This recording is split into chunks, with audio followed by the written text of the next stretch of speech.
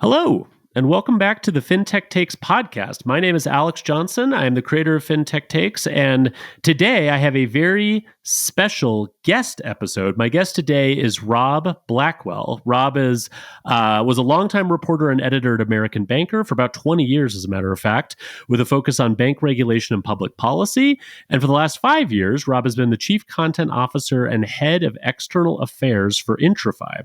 And in that capacity, one of the things that Rob does is host a wonderful podcast, Banking with Interest, which I have had the distinct pleasure of being on a couple of times. And I will tell you all, if you're not listening to it already, you absolutely should. It is my go-to podcast for all things bank regulation and banking law. It's exceptional. And Rob, I feel bad. I've been on your podcast twice, and this is the first time that you are coming on the Fintech Takes podcast. It will not be the last, but allow me to try to repair the damage I've done to our relationship. Thank you for coming on. Well, I'm very pleased to be here. Long-time listener, first-time caller. Happy to be here. Thanks so much.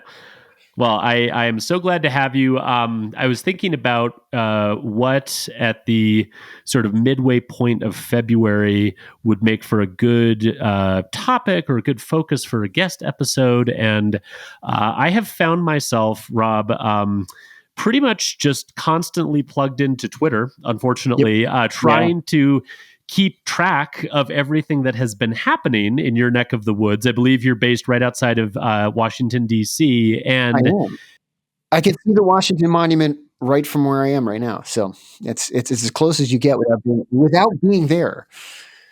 Yeah. I love that. So just first question right off the bat, can you see the Department of Government Efficiency like moving from building to building? Like, is that something you can witness? It's like a SEAL SWAT team kind of thing. They pull up in a truck and then they offload and then they rush in. Yeah, I definitely can see them going across each and every agency, particularly with a focus on CFPB and somewhat strangely to me, the FDIC. Yes, no, both of those organizations. And you actually, that's a perfect segue to what I wanted to talk about. My hope was to just do a little review of the 4-letter agencies or 3-letter agencies, because we talk a lot about the CFPB, the OCC, the FDIC, the Fed. We don't talk quite so much about the credit unions. Unfortunately, that's just another thing for them to get mad about, I suppose. But I try to talk a lot about what's going on from a regulatory perspective. And as we were just joking about, a lot has happened. So much, in fact, that this podcast might be tragically out of date by the time it runs. But we're going to recap what we know so far. And Rob, I want to get your take on just what you've seen, what you've heard, some of your observations. One of the things you do better than anyone is you actually get to talk to the folks who work in your neck of the woods in policy, up on the Hill. And so I think you have a really good sense of who some of the players are and what things might be sort of moving and shaking right now. So Rob, if that sounds like a good plan, can we start with the CFPB? Yeah, let's definitely start there. I think it's a good place to start. Okay, so again, things are happening on an hour-by-hour basis, so it's entirely possible that this will be a little out of date. But let me just quickly give a broad summary of what's been happening. I'm not going to recount all the craziness, but in broad strokes, I think there's 3 big things. First one is that Russell Vought, newly confirmed director of the OMB, has also been sort of placed as the acting director of the CFPB, replacing Rohit Chopra, who was fired. And Vought is aggressively moving to what I would sort of describe as grind the gears of the CFPB to a halt. So shut the lights off. Yeah, literally shut the lights off. As many lights as he can. Yeah. Right. He's getting to all the light switches and he's shutting them off. He closed the DC headquarters for the CFPB, which was interesting actually because the weekend before he did that, I actually was walking by the CFPB headquarters because I was in DC and there were a couple of protesters outside. And I was like, this is kind of strange. And then all of this stuff happened like over the next 48 hours. So he closed the headquarters building itself. He basically instructed all of the staff to stop pretty much all of their work, including active litigation, enforcement, supervisory work. So pretty much everything that the CFPB was doing, he has been attempting to lay off a very large portion of the staff. That has run into some legal challenges that are currently being worked through. And he has also said that he is going to refuse to take any additional funding for the CFPB, saying that the amount that they already have is plenty, which, given the direction he seems to be pushing the Bureau, is probably true. That's probably more money than they need. So that is thing number one. Thing number two is that, as we were joking about before, representatives of the Department of Government Efficiency, who it sounds like are not legally allowed to rent cars at this stage in their lives, are visiting the CFPB. It's a little unclear to me exactly what they've been doing, which is on its own concerning, given that the Department of Government Efficiency isn't a real government department.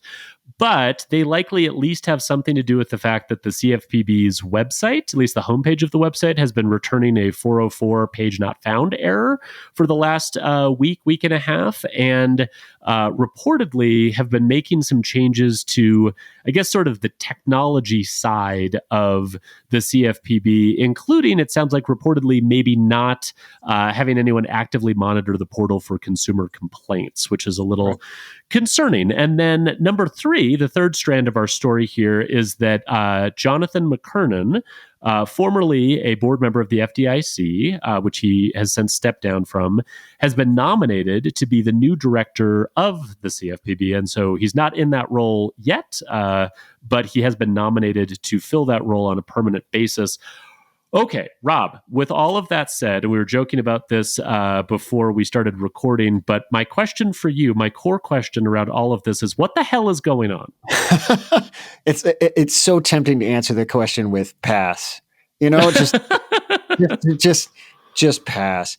Yeah. I think what you're watching is a dynamic play out in real time, and probably it's helpful to think of it as two factions within Trump world. One faction, supported by many in the Republican Party, just generally, it's not unique to Trump, wants to shut down the CFPB. They never really liked it. They think of it as an unaccountable agency with an unaccountable director. They don't like the way the funding process worked, even though it's now been upheld by the Supreme Court, including by Clarence Thomas himself. So the conservatives were pretty unambiguously supportive in that front. So it's technically there to stay in terms of law. However, there is a large faction that thinks, okay, we get in, we take it over. That's what Vought has been doing, and we turn off as many lights as we can. And we do things like we stop all activity. Now, stopping activity, it's funny, when they first did this, when it was Treasury Secretary Scott Bessent who initially was named acting CFPB director because OMB director hadn't been confirmed yet, right? And he was the one who initially put in the stop order. That's not that unusual when you have a transition between administrations, particularly when you have, it flipping parties. One party will come in and be like, look, we just want to look at everything you're doing before you do it. We don't want you putting out more enforcement actions until we get a chance to look around it. So it's not that weird. What is unusual in terms of DOJ is they've taken steps to hire, I think it's like 150 probationary employees. So you technically in the government often have about 2-year period when you're technically on probation before they hire you. And it's a lot easier to fire you. It's actually harder it is hard to fire people from the government. You have to go through either you're doing something egregious in terms of your behavior and it's got to be documented and all that stuff, or they have reductions in force. It's an RFI. I forget what the RFI stands for, but that takes like a longer process. But the probationary period is a sort of unique vantage point, and you're watching that play out at the CFPB and the FDIC, where it's much easier for them to say, okay, we're letting these people go. So there are probationary employees at the CFPB that they've said, okay, now we're letting go. And this is, again, part of that faction that wants to just dial back the CFPB as much as possible. And that is something that Russ Vought has been very open about in the past. I was hearing back in November and December, after it was clear that, when it was clear that Trump had won the election, people in Trump land were telling me this is exactly how it's going to play out. So I can't say I'm shocked by the way it's played out. But what's interesting to note is there is another faction within Trump land and the Republican Party more generally that will want to use the CFPB to pursue their priorities.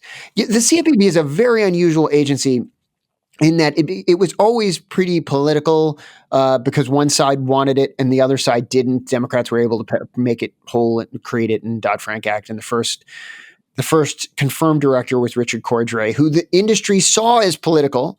Then he had Mick Mulvaney come in under the Trump administration, and he was very political and seen as very partisan by the Democrats. But then you had it sort of revert to the Kathy Kraninger, who I would view as a fairly, bureaucratic approach to the CFPB. She was not trying to burn it down. I don't even think that's what I'd always heard. Trying to burn it, right? Yeah. Now, but then you had Rohit Chopra, very aggressive CFPB director, seen by the industry and most everyone else, if you're doing a fair analysis, is pretty partisan. I mean, he was, for sure. The junk fee stuff that he was going on about. So it was seen as even more of a political agency. And the question becomes, do you try and shut down the agency and leave it shut down as much as you can, or do you just try and flip it on its head and do what you can with it? And I guess it's a long way of getting to Jonathan McKernan as CFPB director. He's probably going to turn some of those lights back on, not rehire the probationary employees. They're gone. But some of those, basically going to redirect it in a way that Republicans want to see that agency act. I doubt very much you're going to put a permanent CFPB director on there to literally do nothing. I mean, but you could. Like I said, you're watching two factions sort of vie out in real time. One time wants to shut it down as much as possible. The other will want to use it to pursue whatever their priorities are. And you're just going to watch a sort of back and forth on that. Yeah, I think that's a really perfect way of describing it, because McKernan's nomination to be the permanent director of the CFPB, that was the part that was like, wait a minute, what are we doing here? It felt very out of left field relative to what Vought and Doge were doing, right? And so that was the part that I was sort of struggling with, but I think characterizing it as multiple different fractions within Trump world is a good way to describe it, because there are certainly lots of folks who I think feel that the CFPB in some form should exist. So the more sort of nuanced, I guess, critique of the CFPB is not that it's unconstitutional, not that it's, sort of a shadow agency doing all the work at the behest of Elizabeth Warren, which is kind of how you just hear it described in sort of conspiratorial terms.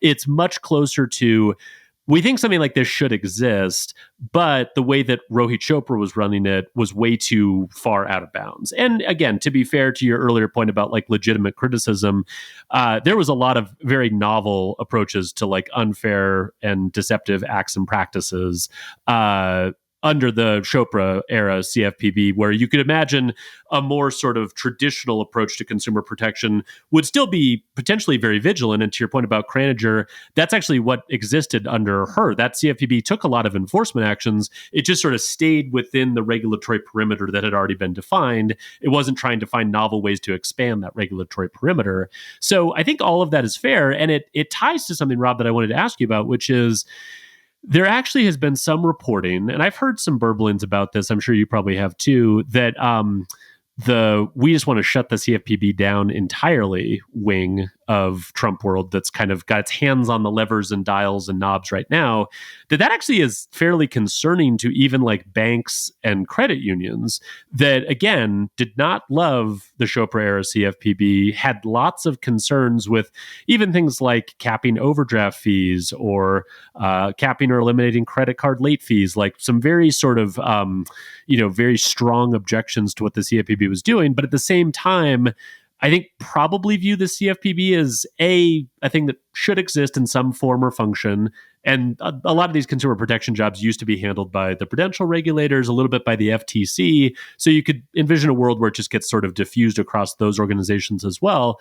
But also that like the thing that's different today than was true 15 years ago is we have a lot more novel competition in financial services than we used to, right? It's not just banks and credit unions stealing market share from each other. It's a lot of startups from crypto, from fintech, from other places that are coming in. And I would guess that one of the concerns that banks and credit unions have is there's a bit of a consumer protection arbitrage that you can do if you're a new startup and you don't really care about those things and you just want to gain market share. And, banks and credit unions are never going to go too far in terms of those things because they're still going to comply with consumer protection laws. They understand it.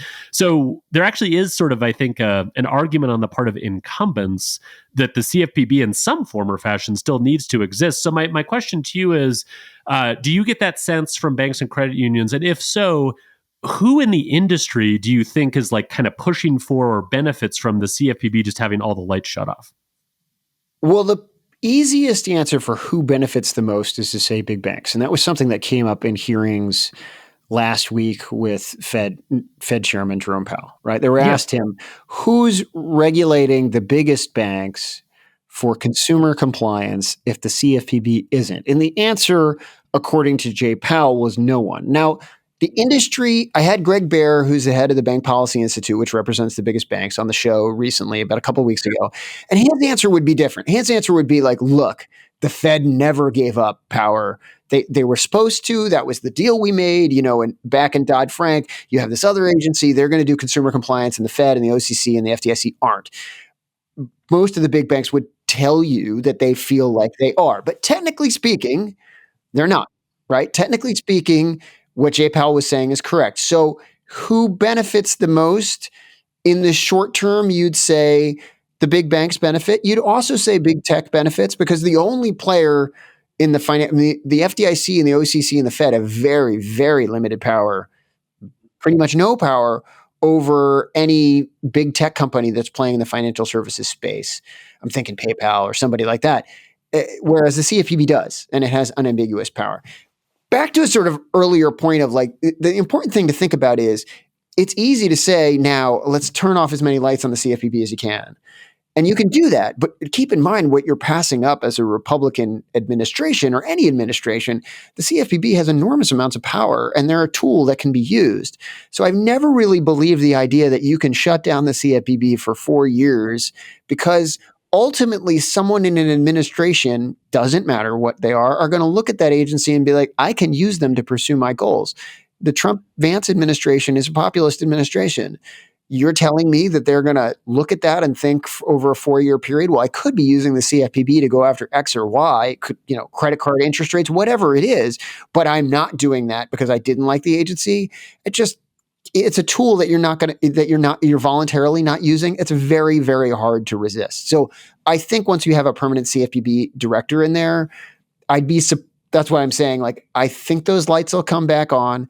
The other thing to keep in mind is, especially for the big banks, I don't think the big banks are going to suddenly be like, yeah, I got a 4-year pass at consumer compliance now. Everything's great. And I'll tell you why. Because let's assume the Democrats come back into power in 2028. And it's a bit early to start talking about the election, but just assume for a moment they do. The laws did not change. The Republicans have not repealed any consumer protection law. And there are a statute of limitations, but they go back further than 4 years. So if you are a big bank of Blackwell X, and I start being like, yeah, this is great. I can rip off consumers left and right, and there's no one to stop me. For starters, that's not true. You've got individual state attorneys general who absolutely can and will come after you. So that's not true. You can have Department of Justice come after you if you wanted to. But even if they don't, a CFPB under a future administration could absolutely look back at your behavior and come after you. So it's not like a free-for-all Wild West, bang, bang, bang, everybody's shooting off their guns and they can do whatever they want now because, all these people at the big banks are really smart and they know even if they get a pass now, that pass is temporary at best. And nobody's going to think to themselves, well, now I'm free to rip off consumers. Because again, there are other players that can come after you, including states and blue states or even red states if they decide you're doing something bad and they want to be populist about it. So the way I think about it is, so someone's temporarily keeping the lights off the CFPB, and that may give technically an advantage to big banks and tech companies in the short term. But in the long run, that advantage is very limited and has a limited window. Yeah, no, I think that's very well said and exactly right. I've heard the sort of there are no rules for the next 4 years sort of mental model be described as like Rumspringa, right? Where it's like, hey, go sow all your wild oats and you have like a limited period of time to just sort of go crazy and do whatever you want. But you're right. I mean, Well, yeah, because especially for these big banks where it's like, look, like, your institution is 150 years old. You're a systemically important financial institution. You're certainly going to be around 4 years from now and have shareholders you have to answer to. And you can't be like, yeah, the reason we're paying this $2 billion fine is because we decided to just not follow consumer protection laws for 4 years. Like, that's just not the way that big banks operate. And you really think the New York Department of Financial Institutions is going to give you a pass? You know what I mean? Like, I've met the folks who work there. No, they won't. Yeah. Like they, and like no one at JP Morgan thinks that they will, so No. it's not like JP Morgan, Jamie Dimon's like, oh, screw this. Now I don't have to do X. They're never going to think that way. They're Right. always thinking in terms of regulatory risk. So if it's not the CFPB, they're going to assume it's somebody else, or they're going to assume it'll be the CFPB later. So it's not a get out of jail free card. And to the extent that anybody's getting a benefit, it's not going to last that long. No, I think that's right. The one group I would flag that seem very happy about the side of like the wing that you're characterizing as sort of turning off the lights on. In my head, I just keep seeing the Elon Musk tweet with the gravestone next to CFPB. Like he actually deleted the initial tweet, right? Yeah, he came out yeah. He was like, he's a CFPB RIP, and I immediately retweeted it with. I saw that. And then he deleted it, and I was like, "Okay, what's going on?" Oh. And then he just added CFPB RIP gravestone emoji. But in between, I had a reporter like, "What did Elon tweet?" So someone was instantly coming in there, and I actually knew like this is a signal for Russ Vought, and this is part of the DOGE plan to like turn off lights. Again, I'd be surprised. There'd be a lot of self-restraint if they kept the lights off for 4 years because, again, this is an agency you can use to pursue your own goals. You're really going to sit there and not use it? Seems unlikely. Well, and the irony of the whole situation is that Chopra's kind of a populist. And so I think that's kind of funny about this whole thing is like, to your point about, junk fees and all these things, like those are very populist policies and messages and rules in a lot of ways. And again, I'm not arguing them on their merits so much as saying that like, strangely, it's like, you have the circle that actually ultimately connects and the snake eats its own tail. Like the CFPB and its sort of populist instincts are not totally incompatible with a part of sort of the Trump administration. And so I think you're right about the temptation to use, now they'll rebrand it and they'll call it something different. Like we're not doing that, we're doing this, but it'll still have, I think in a lot of cases, that sort of populist flavor to it. I do think the only group I'm looking at that I think benefits potentially from significantly weaker consumer protections over the next couple of years is the crypto industry. And Brian Armstrong weighed in on Twitter, the CEO of Coinbase, saying that like, yes, we should delete the CFPB. And he actually got fact checked by Twitter, which was kind of funny. But that I think speaks to this idea that there are certain entities within financial services that sort of live in like these boom and bust cycles where it's like, when it's boom time, we need to make as much money as humanly possible, damn all the rules. And then when it's bust time, everything will go away and we just have to kind of hibernate and survive. And I think the crypto industry, we'll see what comes more on the commodities and securities and all that kind of rulemaking. But on the consumer protection side, I don't get the sense they would love a resurgent CFPB. So that'll be interesting to watch. But speaking of the permanent director who's been nominated but not yet confirmed, I actually have never gotten a chance to speak with Jonathan McKernan, but from what I've heard from others, he's a pretty serious, well-respected regulator who seems fairly pragmatic. Obviously, he served on the FDIC board, and seemed to get along fairly well and be fairly collaborative, even with his sort of Democratic sort of colleagues on the board. Do you have any sense of like how he would approach running the CFPB, or how things might be different, or how things might be the same? I think what you've heard is right. I think he is a very pragmatic, well-respected regulator. He's what we would think of as a traditional kind of Republican appointee to the agency. He's certainly qualified for the job. I'm sure he's said and done some things that the Democrats will object to. So again, this is all pretty standard fare. You would see the same on the other side if the positions were reversed. But he's a solid choice. In other words, like a very credible choice, makes a lot of sense, very thoughtful, very smart, is going to approach the CFPB job probably knowing and understanding the factions that I'm talking about within Trump land and appropriately doing it. So it's tough for me to get a sense of what his priorities are, because at the FDIC, his priorities were, he was worried about bank control. He made one thing, he was probably a thorn in the side of former FDIC chair Marty Gruenberg, because one of the things he liked to do was they would have sort of these closed door, meetings. And then Director McKernan would put out these statements detailing what happened in those meetings, which is fairly unusual, but not unprecedented, and certainly within his right to do. And part of that was he felt like he seemed very intent on it. He felt like the current FDIC management was covering up for mistakes it was making in the whole workplace culture issues. And he did not want to be part of that cover up by saying it should all be part of the closed door meeting. So again, there was a logic behind what he was doing. It made some sense, and it made sense for him to do it. But just to say, I don't know that the Democrats on the board appreciated him doing that. But I think again, a thoughtful approach, a thoughtful regulator. My read right now is he will get confirmed. Again, will he get the support of Elizabeth Warren? Probably not. But but it's certainly enough to get confirmed. And again, a very traditional, credible choice, if that makes sense.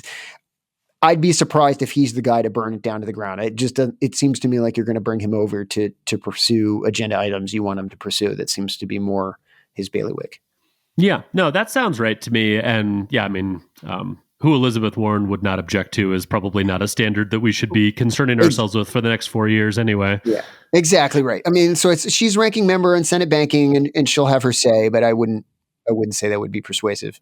Yeah, no, that sounds right. And I would tend to agree with you. And I will say, just as a capper on that point, that, sometimes these things end up looking different with sort of the benefit of some hindsight or some time. But yeah, I think certainly, and we're just about to get to the FDIC, that's where I want to go next. But objecting to some of the closed door discussions that were maybe creating some of the workplace culture issues that plagued Gruenberg's FDIC, that actually, I think in some ways seems kind of like a feather in your cap now. And so I think that they're like, again, I tend to fall more on the sort of pro-institution side of things generally, but like you can't look at the way that the FDIC has been operating over the last 4 years and not find some legitimate avenues for criticism. So no, I think that's a fair read. Let's jump to the FDIC because obviously a few things have happened. Gruenberg has stepped down as chairman of the FDIC, and Travis Hill, who was the vice chairman of the FDIC, has been appointed the acting chairman. Hill has given several public comments since becoming acting chairman. I believe you interviewed him, correct, Rob? Yeah, I did at the Acquire or Be Acquired conference last month. Right. So, so you've gotten a good sense of sort of what he's been talking about. It seems like from what I've seen, his comments have really focused on support for innovation, which is pretty consistent with what I think the general Republican agenda from a bank regulatory perspective would be. Closer collaboration with industry stakeholders, changes to certain proposed or final rules that came about under Gruenberg. I think broker deposits is probably the one that we all sort of knew was dead on arrival as soon as Trump had won the election. So probably some changes to some of the rulemaking that's been done, and then a desire to investigate concerns about debanking that have risen up again, kind of post-election as we've been going through this transition. The way I've looked at this, and I'm very, very curious to get your perspective, again, because you've interviewed him, you have a much closer view than I do. My perspective is that he seems to be trying hard to kind of thread a needle between addressing concerns about the FDIC that have bubbled up. And again, those concerns come from many different angles. There's the workplace culture, workplace harassment stuff that we were just talking about. There's obviously this whole other strain that's kind of burbled up from the crypto VC community around debanking and, reputation risk and some of those areas.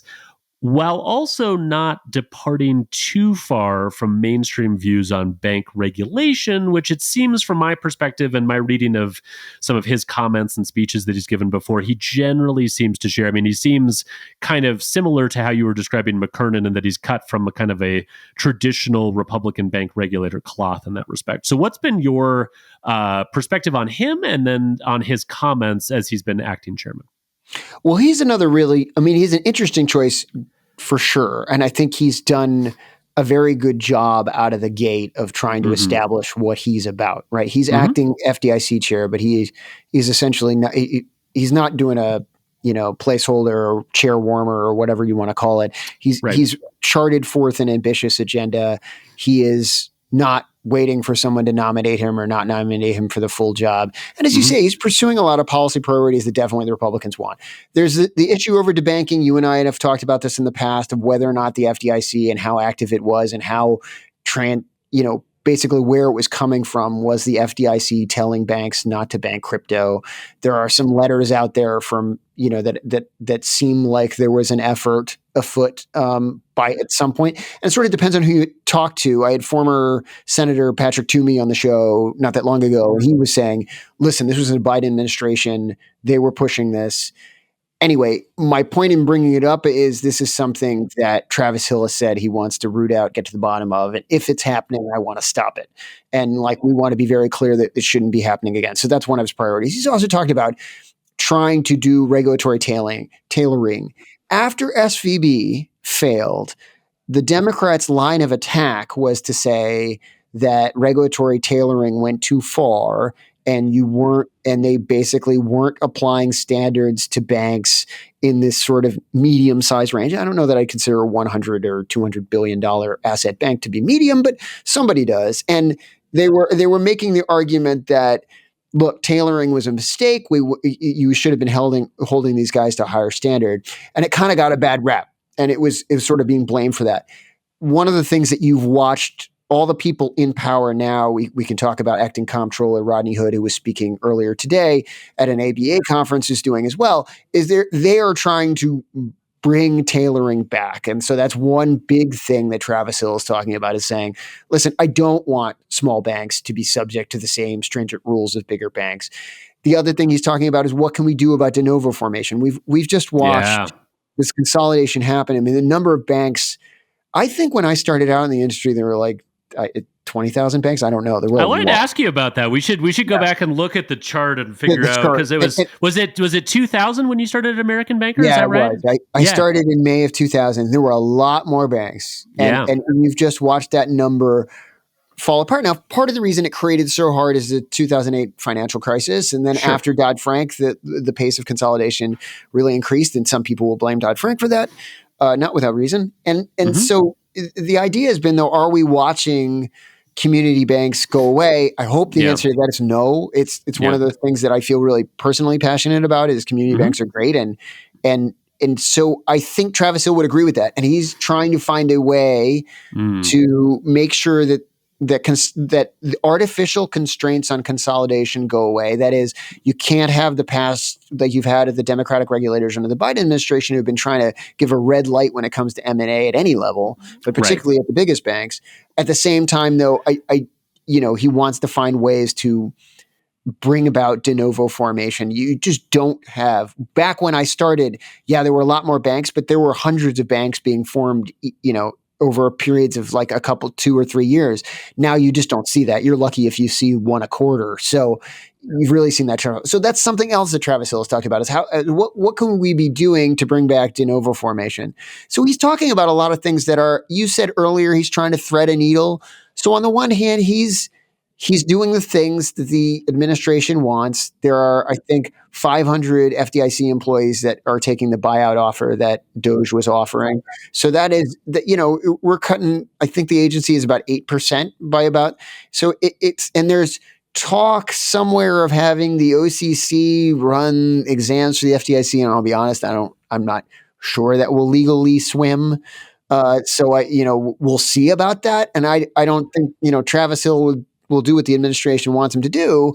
But my guess is his focus on cutting the things that he can easily cut, refocusing so that there's a little bit more attention paid to tailoring and bringing that back. And then, as you said, getting rid of the proposals.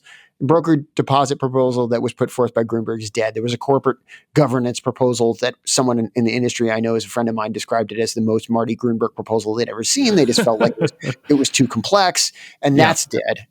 So, a lot of this is sort of Travis Hill pursuing things that I think a normal Republican administration would be, a regular standard administration would be pursuing, combined with also trying to accommodate the Doge people who want to make the government more efficient. And so the probationary employees at the FDIC looks like they will also be let go. Long term, I don't know what that means. You do need some examiners into the system, but I think there is a thinking on that side of the fence that, listen, maybe you had too many examiners and they were all looking at the trees and not enough at the forest. That's a position that Greg Baer was taking at BPI just a couple of weeks ago. He was making that argument. You had like 42 examiners at SVB, and did that help you? Yeah, it did not. And you might have been better with 3. And the argument there being, it's somewhat counterintuitive, but the idea that someone might have been looking at the holistic risk, and instead you had everybody looking at different parts of the risk.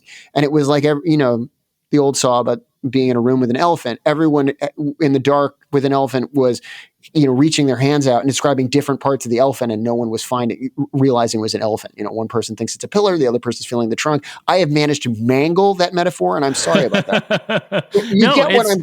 You get where I'm going with it. No one was looking at the forest. Yeah, no. I mean, it's exactly right, and I think it's a point fairly made about tailoring regulation, right? Which is like, how did this SVB thing happen? And to your point, I don't really buy the argument that it's like, oh my gosh, if we just had 20 more examiners in there who were looking at different parts of it. Like, clearly there was enough data to know what was going on. It's the process and the way that they were approaching regulating and examining SVB that sort of missed the forest for the trees. And it's funny, I'm so sympathetic to the sort of philosophical argument behind a lot of this stuff. My objection tends to be more in the practical of like how it's done, but like this idea that how many supervisors do we need, and how tailored should regulations be?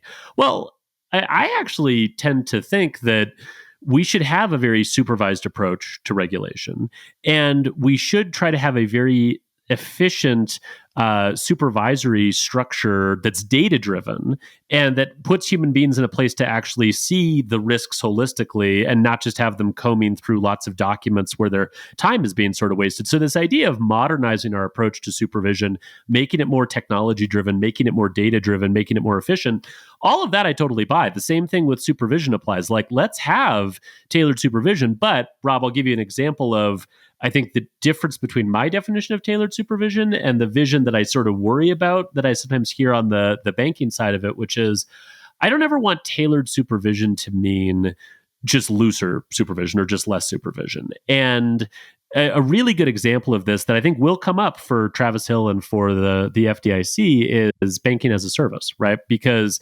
most of the banks that do banking as a service are small banks. There are a variety of reasons for that, but they tend to be smaller banks. A lot of them are primarily regulated by the FDIC. And I'm not saying that they should be put through the same exam process that JP Morgan Chase has put through. That would make no sense. But I also don't think they should go through the same exam process and same supervisory process that a small community bank that doesn't do any fintech partnerships or banking as a service should go through. Like, there is a novel set of challenges to operating in banking as a service, which we've seen how that goes when it doesn't work. And so I'll be very curious to see with the FDIC and with this focus on tailoring and on sort of efficiency and a more sort of sculpted way of doing this.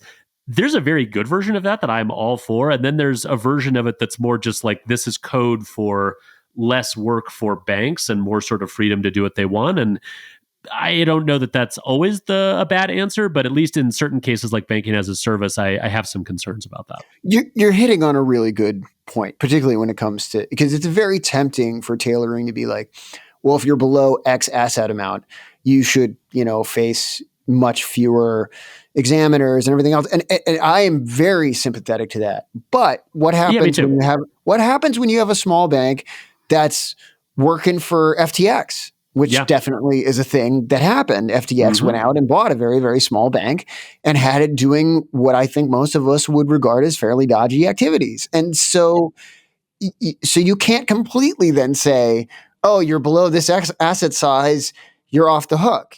And so this is what you always get into when you're talking about, like, on the one hand, you do want to create space for traditional community banks that are relationship driven funding, customer service oriented, to face fewer restrictions, because, I'm more confident that they're not the ones out there that they're not trying to screw over their customers. Their customers are in their damn neighborhoods. You know what I mean? That's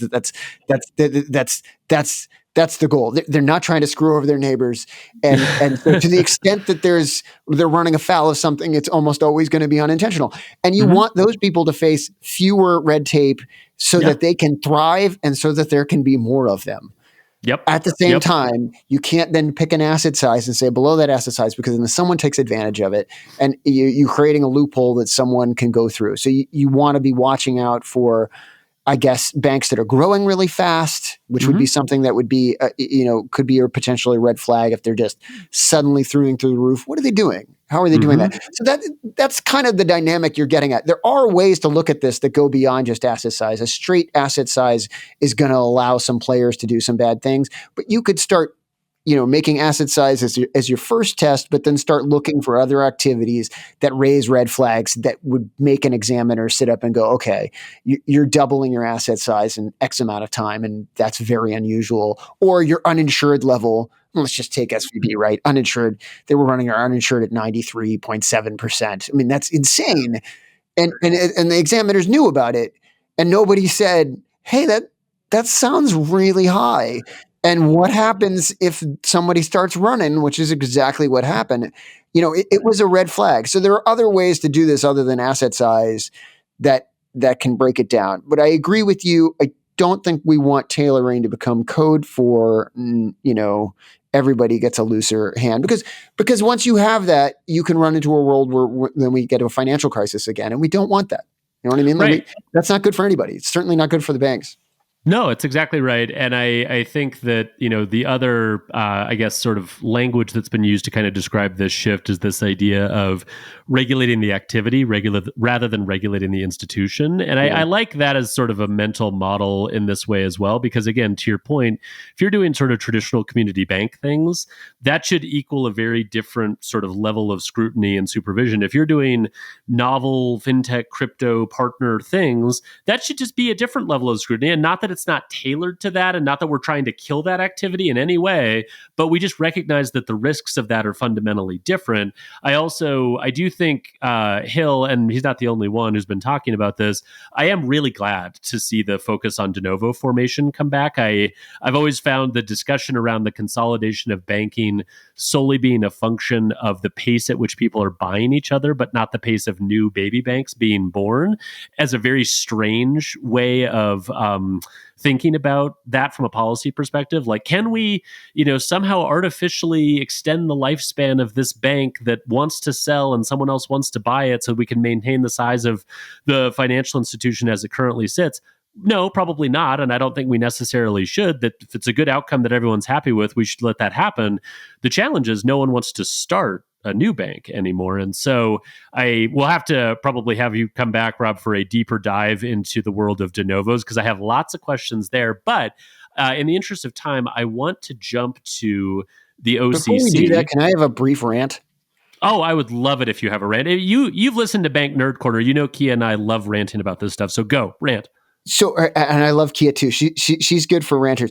So one of the things that actually passionately drives me insane up a wall is I watch CNBC, and I shouldn't. It's not good for my blood pressure. And whenever there's a banking crisis, inevitably some idiot will say, and multiple idiots will get on there and be like, we have too many banks in this country. And it's absolutely not the problem. It's like, not the problem. You're not diagnosing the problem in any way, and your solution sucks. Because your solution is usually to get down to like 100 banks, as if there's a manageable level of banks that like everything will be perfect at. And meanwhile, you're making us more like Europe or more like Canada, and those places are fine. I'm not trying to bust on them, but one of the things that does make America great is the fact that you can find a local bank in your community and use them, and they know you and they're part of you. And I'm sorry to sound like I'm advertising for the ICBA. I don't mean to be, but I just believe like this is it's kind of an ingrained thing. I don't want just a handful of banks in the country. I don't want just 100 banks in the country. I am not going to find the bank that best suits my needs. And there are a lot of communities out there that are not going to get served. And so it's like travel across the damn country. There are a lot of areas. I want more community banks. I don't want fewer. And I don't think a solution to anything is when some idiot's on the TV being like, there are too many banks in this country, as if they just can't grasp 4,500 banks. And that's not the problem, and your solution sucks. My rant is done. Well, all right. So you just triggered me to want to rant about it for a second. So just allow me to respond. That I think is exactly right. Actually, it's interesting. Michael Su gave a really interesting speech about this a year ago, maybe a little bit more than that, talking about what's the right number of banks in the US. And he pointed out the exact same thing you pointed out, which is, look, the US is weird, right? It's big. It's economically diverse. It's economically dynamic. It's a massive geographical space filled with all these small communities. And, I live in Montana.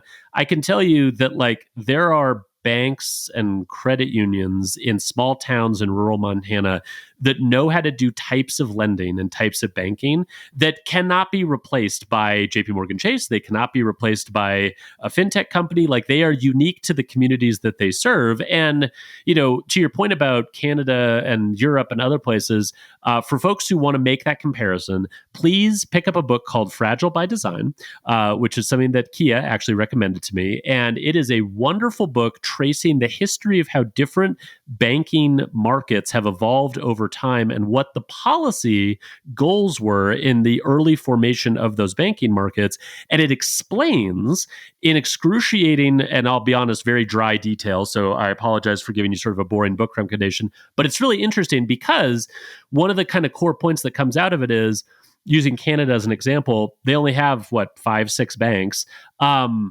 Those banks and their banking system are incredibly stable, right? They never have financial crisis. So that's the trade-off. That's the thing they get for having a small, highly concentrated banking sector. The cost of having that is that their regulatory apparatus in Canada is utterly captured by the big banks. And so you want open banking in Canada, they're going to drag their feet and drag their feet and drag their feet, and you're never really going to get it. You want a flourishing fintech ecosystem in Canada, and I've gotten in trouble with my Canadian friends who work in fintech north of the border saying this before. Canadian fintech hasn't gone anywhere in 20 years, and it's because the market is specifically designed to be small, highly concentrated, and very stable at the cost of all of these other things. So, long way of saying, Rob, I could not agree with you more, and I appreciate you inserting this rant in our discussion. I just feel like making that rant as much as humanly possible. Again, this is why I should not watch CNBC, particularly during a crisis. My dad used to shout when he watched the Atlanta Braves play. My dad, very calm individual normally, but he would normally watch the Atlanta Braves do that. This is my equivalent of like whenever I watch CNBC, and it would be like, there are too many damn banks in the country. It's like, guys, that's not the problem. I think it'd be really fun to get like Kia, maybe our friend Jason Mikula, a few different people together for like a live podcast recording / watch party of some financial crisis that's happening, and we just turn on CNBC and watch you lose your mind. So I think that actually would be a fun like live show we could do. It would be a good time because I guarantee it would be like within 5 or 10 minutes that somebody would say that. There's just always somebody who wants to make that point. It's just like they can't conceive of more than 100 banks in the country. It's just so weird. Well, or like why we have more and what that means. So no, I completely. It's you know what I mean? What it's and everything, and this is just the thing with all policy stuff, right? When I was in DC, actually, someone made this point to me, and it's a really good way of just framing this generally. There are no things you get for free. Everything is a trade-off, right? So like all the things we do, and the reason we do certain things and not other things is because we made trade-offs. Now, should we revisit those trade-offs? Should we challenge some of the assumptions or constraints that initially went into those trade-offs because they might have changed? Absolutely. But like, don't fool yourself into thinking we can have everything that we have now and none of the problems if we change this thing, because everything is trade-offs. Right. I don't want to live in a world where there's just 5 banks or 6 banks or 8 banks or 100 banks. I just don't. No. I've worked too closely with the big banks over many years to want that fate for myself. I will I'm be not even honest with you. trying to bust on them, right? No, I'm not even no, I saying hear that. you. It's just saying, like, there's a benefit. what makes things interesting and what unique is, I want to see the Citizens Bank of Edmond in Oklahoma out there trying to do what it wants to do and how Shout to out to serve Jill. people. Yeah, There you absolutely. go. And Absolutely. deep cut, I want to see the Vera Banks of the world in Texas out there doing interesting things. I think this is the way to think about it, as opposed to I want to homogenize the system to some magical level of banks that you say will be better. Yeah, no, I totally agree. And it sounds like Travis Hill does too. So that is good news. All right. So let's jump real quickly before I let you go to the OCC. Yeah. Less drama, as far as I can tell so far. I mean, who knows? Yeah, they don't seem to want to cut their deeply. I haven't heard any talk about that. I haven't either. Maybe it's further down on Doge's it's a smaller list. agency. It doesn't smaller agency. It's kind of folded in. Yeah, so I maybe they will sort of skate by on that front, but they do have a new I guess acting comptroller. So Rodney Hood has been appointed to lead the OCC, replacing Michael Sue, who we were just mentioning. Rob, this is one of those ones where I just am kind of a blank on Rodney Hood because he has not been sort of in a regulatory seat recently, although I know he worked at the OCC before. Can you give us just a little download on him and kind of what you think this means for the OCC? So he was a former chairman of the credit union regulator, the National Credit Union Administration. See, there they go. They make an appearance. So he is, they do. So that's what he's known for. Now, he spoke earlier today, I don't know by the time this runs, but he spoke at an ABA conference recently, and he talked about how, listen, I'm not a credit union guy, I'm a safety and soundness guy. And before I was at the credit union regulator, I was a banker, and he was very pro-community banking. He's now, we should talk about, there is someone that's been nominated for the full-time job. So I do not know, and he does not know, I'm sure, how long Rodney Hood will act as acting comptroller. And that is a difference from the Biden administration. We had Michael Sue as acting comptroller for 3+ years. And they tried to nominate someone, that nomination went down. And then we had an acting comptroller for the longest period we've ever had in American history. So and there was some thinking that maybe we would only have acting comptrollers from here on out. That does not appear to be the case. We've chosen Jonathan Gould. He's a partner at Jones Day. He's a former general counsel at the OCC. And he is also extremely credible choice, very smart, knows his way around the OCC. I think one of the interesting things here is if you leave Travis Hill in as acting chair of the FDIC, he used to work at the FDIC before he was vice chairman. He was deputy to Yelena McWilliams when she was chair. He's got like 6 years of experience at the FDIC. So that is somebody who, from your Doge perspective, can implement the things that you want to implement because he knows his way around the agency. He's not new to it. Same thing at the OCC. By picking someone like Jonathan Gould, this is somebody who knows the OCC well. So that makes some sense. Jonathan McKiernan has some exposure to it from being on the FDIC board. All this, it sort of gives you a sense that there's, I guess, an idea out in the world that the Trump people are picking wild choices. Well, not in the regulatory sphere. They're not. They're picking very, again, credible, rational choices. It's the same thing with Rodney Hood. I mean, he's definitely a credible, rational regulator. He is saying that he is already coming in with ideas. He does not want to be a seat warmer. And he doesn't know how long he has. Probably, assuming everything with Jonathan Gould goes correctly, he has until like mid-May. That'd just be a guess. I don't know. It could be maybe a little shorter, maybe a little longer. And he said he wants to visit all 50 states. He wants to look at regulatory tailoring. He's big about talking about check fraud. That's something that we've watched. It's just weird that number of checks being in use has declined, but check fraud's a real problem. And it's a growing problem, and banks have some issues with it. So he's telling them things he wants to hear. And so the one message I think he was trying to get across is there were some in the industry, banking industry, who were a little skeptical of him because he was a credit union guy. And keep in mind, they really do not like credit unions buying banks.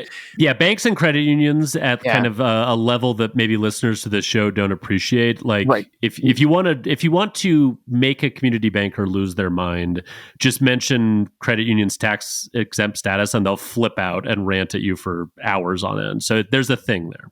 There is a thing. And so I think he's trying to draw that distinction and say, listen, I am just here to do the job. One thing that's very interesting is, it's not that unusual for a Republican leader. You saw a little bit from Joseph Otting, who was the last comptroller in the first Trump administration, but he was saying, I want to work with you.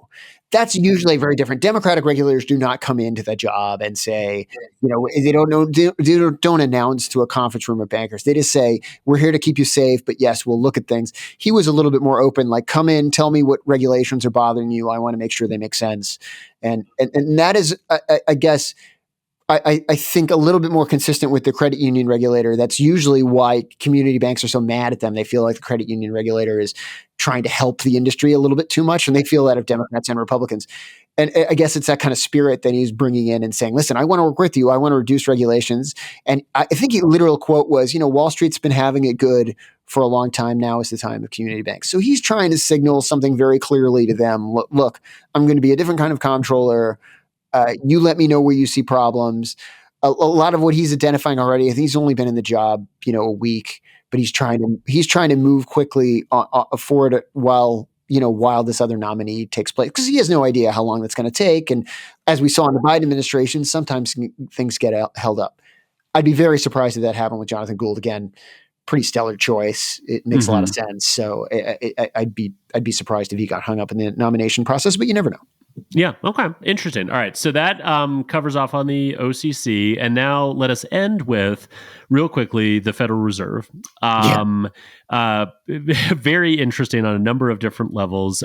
Real quick summary. Jay Powell has said he's not leaving and will resist any attempt to make him leave. Michael Barr, who is the current vice chairman for supervision on the Federal Reserve Board, has said that he is stepping down from that role, not from the board, but from that role at the end of this month. Which is an important distinction, by the way, because you still get a board. Yeah, Trump he's still hanging on to his seat for the board. He can pick someone on the board now to be vice chairman of banking supervision, but he cannot pick someone brand new because there is no board vacancy. Yes, exactly. So limits his pool of choices. It also is interesting because, as you referenced before, Powell was just at a House Financial Services Committee hearing and was actually asked about the vice chairman for supervision role, which I did not realize was actually created through Dodd-Frank in 2010. So not a long-standing position for the board. And he actually said that his opinion, at least, was that the Fed operated without one for many years, obviously, and believed that the board was effective and that there was maybe less volatility associated with that before that role was designated. So kind of some interesting comments there from Powell. As you referenced, for this particular vice chairman for supervision, Trump has to sort of select from the governors who are already on the board. Everything I've heard is that Mickey Bowman is kind of the obvious choice, but do you have any sense of assuming that they don't get rid of this vice chairman for supervision role, which would be something that Congress would have to do, which I would not anticipate. What do you think about Powell's comments? And do you think it's Bowman or do you think it's someone else who replaces Barr? So let me answer the latter question first because it's the easier one. Yeah, I think it's Bowman. I think it's Fed Governor Bowman because, first of all, she just makes a ton of sense. She's already sitting on the board. If you've listened to her speeches all during the Biden years, she was initially appointed by President Trump as a Fed governor, but she's given very, again, thoughtful responses. She's super thoughtful. She smart. Not at all. These aren't knee-jerk responses where someone's like, "I oppose this because Democrats, support it." There's none of that. Some of her speeches are some of my absolute favorites for just learning about banking. She's a very, very thoughtful person. Exactly, and she's a former community banker. She's also a former regulator of banks at the state level. Yeah. So she is a pretty, really good choice. If you had. Outside of whatever constraints you were facing on the board, she would be someone you would be thinking very seriously about. I watched Senate Banking Committee Chair Tim Scott recently at a public event. Like, that was the name that came to mind. Now, the fact is you don't have a board vacancy, so you have to choose someone anyway. There are really only two choices on the board you could make, and she makes by far the more compelling case because I'm not even sure Governor Waller even wants the gig. So it just makes a lot of sense to pick her. I'm just trying to say it's not just that they're picking her because their options are limited. No, she'd be a great choice just with a full They could field. wait until January if they really wanted to, and then pick whoever they wanted, because January, I think it's Governor Kugler will, rotate off the board. So that's the first Trump administration opportunity to pick whoever they want. But remember, they're going to be trying to pick a future chairman at that point. They're not, that's the idea they have to keep in mind, because theoretically, Jay Powell could leave the chairman role but stay on the board, which would constrain them from picking anyone they want. So, again, it makes a lot of sense for many different reasons to pick Governor Bowman. And my sense is somebody's only dotting I's and crossing T's or whatever in Trump administration land. I've actually heard that Trump land likes her a lot, including multiple factions of Trump land. So it's you've watched a sort of dynamic play out at the FDIC and the OCC and the CFPB and who's getting what jobs. This has been very consistent. I was hearing a bunch of names for those jobs all the time. They were rotating who's up, who's down. This has been like Mickey Bowman. So, if it's not Mickey Bowman, I will be shocked. I also won't understand it. Yeah, right. So then what did you think of Powell's comments about the role itself? Probably reflecting some degree of frustration with Michael Barr. There have only been two people who have formally held that job: Randall Quarles and Michael Barr. Dan Tarullo was a former Fed governor who effectively filled that role, but he was never nominated for it. There was always a Fed governor who took the lead on bank regulatory supervision. But the thing is, the Dodd-Frank law gave that power, it gave an enormous amount of power to that vice chair, whoever was sitting in that seat. And I think it was Randall. I had former Fed Governor Quarles on the show a couple times, and he talked about how it was possible to interpret it so that that vice chair didn't really have to seek out any kind of consensus on the board. And he said, I didn't choose to do that, even if I knew that my Democratic colleagues weren't going to vote for something. I at least shared it with them. There's the feeling like that didn't happen under Michael Barr. And even some Democratic Fed governors felt frustrated with, say, the Basel III proposal, the way it initially came out. It was fairly obvious that Jay Powell felt frustration, that it came out with a proposal that the data wasn't necessarily there to back it up. So that when the banks went after it, and it was pretty obvious from the get-go they were going to, they didn't have as good a substantive standing as they might have otherwise done if he had shopped it among even the Republicans and maybe taken some of their feedback, even if he knew they weren't going to vote for it. So there was a feeling like he went off into his corner and created it, and then they got burned, and they got burnt badly, and the Fed lost institutional power. So I think, just as I'm interpreting psychologically, I think what you're watching is Jay Powell express some of that frustration out loud. Like, things worked better when you didn't have a concentration of power in this one particular role, and then it was left up to that person to decide how much information am I sharing with the rest of the board. That's my interpretation of what he said. Got it. That's super helpful context, because I figured there was something behind the word choices he was making, but I wasn't sure exactly what it is. So that makes sense. All right, Rob, last question, and then I'm going to let you go. In his testimony, Powell also was asked about debanking, our favorite topic, and specifically I thought, and this was a very good question, actually, was asked about the use of reputation risk as a supervisory tool that can be misused. And interestingly, he committed to revising the Fed's supervision manuals to remove reputational risk as a tool to weigh in on political topics, which is a question that relates both to the Fed's supervision of banks, but it also relates to the Fed's decisions on who to grant master accounts to get access to our payments infrastructure. Both of those are places where we've seen reputation risk used as a sort of weighty and somewhat mysterious lever to make decisions. So I wanted, maybe, Rob, as we wrap up on everything, given that everything we talk about now ultimately has to come back to debanking anyway, I wanted to get your sense of, just, were you surprised by that commitment? Did you think that was interesting? And then kind of more broadly, how do you see regulators, not just Powell and the Fed, but sort of across the board, responding to this whole sort of debanking debate? And what do you think might come out of it long term? I was a bit surprised by the tenor of it, because he was pretty unambiguous while also not completely ceding ground. He was basically saying, look, there's so much smoke here, there must be some fire. So previously, when I've been asked about this, I've been sort of like, we're not doing this on purpose, but I'm hearing so many complaints and so many different kinds of complaints from people that there must be something behind it. And so when I had Senator Toomey on the show, he was saying, it wasn't just that banks weren't doing crypto securities assets or custody. What they were doing is like denying bank accounts to people who just happen to work at a crypto company.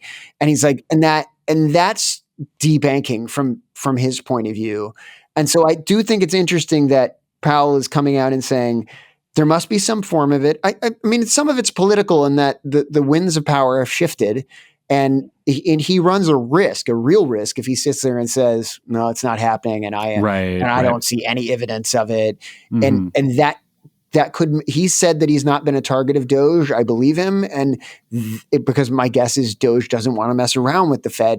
Things can get very broken very fast if you do too much of that. Mm-hmm. So I think he wants to keep things that way. So by saying, there's a lot of smoke here. I'm going to go see if there's fire. I'm going to make sure that we're not doing things like encouraging banks not to, just bank someone who works at a crypto company. That doesn't mean they have to be doing crypto as a banking institution. Just not stopping these guys from having checking accounts would be a start. So I find it surprising the length he went to. Ultimately, I guess I shouldn't have been surprised by the strategy of it all. It makes some sense. Where does it end up? I don't know. I think they will be looking for proof that the Biden administration top regulatory sphere said, don't do this. And I think, to the degree the agencies are run by new agency heads, they will be in there looking for that. And if there is proof like that, I think you're going to see more of it come to life. You already saw the FDIC releasing all those letters publicly. I mean, clearly Travis Hill is trying to say, this wasn't my bag while I was vice chairman, and I am trying to be as transparent as possible. And I think he's done a good job at that. So that's what you're going to see more of. To the degree that there is no smoking gun, or whether you debate whether there already is one, I think what you're just going to see is the agencies looking at creating a way that this doesn't happen again. Like, I don't think anybody thinks it's going to happen now. Certainly, that these set of regulators, but they're going to be looking at what are the rules that we put in place. Is that a law like what Andy Barr suggested on the House Financial Services Committee? That's something that banks are a little uncomfortable with, but some of them have a leaning to because they don't want to see a bunch of state laws. Florida has been flirting with a law to basically say who you can and can't have relationships with. So all this gets a little dicey because you don't want to set up a system where you say a bank has to have a relationship with X kind of industry. At the same time, reputational risk is this gray area that Powell is signaling, look, maybe we put too much emphasis on reputational risk and we ought to dial that back. That sounds right to me. I mean, the thing that's always struck me about this is, to your point, you described it beautifully. It's this continuum, right? And so like the continuum is, hey, on one end, you're not allowed to bank these particular individuals or companies.